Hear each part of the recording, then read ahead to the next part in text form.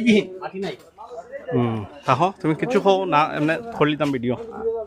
আচ্ছা তুমি পরে এডিট করবাই। হাইড্রোপনিক পদ্ধতিতে সবজি চাষ ওটা তো সকলেই আপনারা জানেন, দিন দিন আমাদের চাষাবাদের আপনার জমির পরিমাণ আপনার কমছে, কিন্তু কৃষি প্রযুক্তি আপনার বাড়ছে।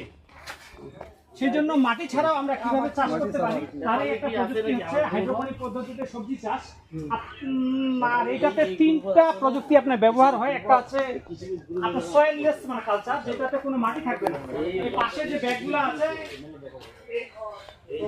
হ্যাঁ, এটা হচ্ছে আপনার সয়েললেস আপনার কালচার। সয়েললেস কালচারে শুধু আপনার ব্যবহার হয় আপনার কোকোডাস্ট। কোকোডাস্টের যে খাবারটা, ওই যে মাটিতে যে খাবারটা থাকে, সেই খাবারটা আমরা পানির সাথে মিক্স, সেখানে পাম্পের হাতে মাধ্যমে সেখান থেকে পাই।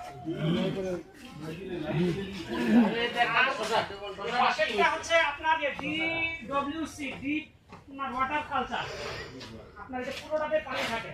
পাশেরটা হচ্ছে কি মানে এনএফটি মানে কালচার, আপনার নিউট্রিয়েন্ট ফিল্ম টেকনিক, সেটা পানিটা সবসময় শুধু সার্কুলেট করে। এটা কিন্তু খুবই এবার ছিল আর শীতকালে